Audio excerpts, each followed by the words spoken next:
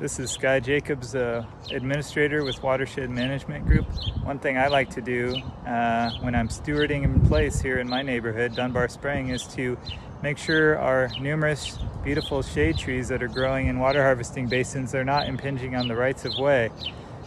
So here's a pretty minor violation.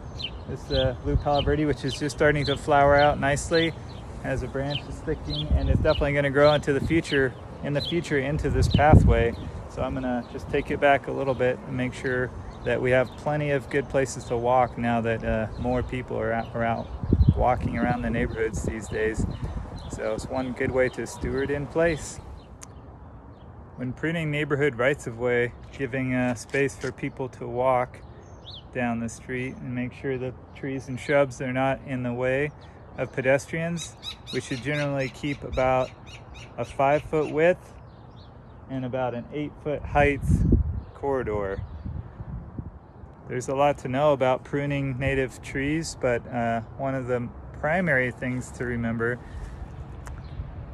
is that always when you're cutting, after you've decided what you need to remove, when you cut, make sure you choose the cut in a spot where another branch is coming out or the main branch is coming out, and don't leave a stub.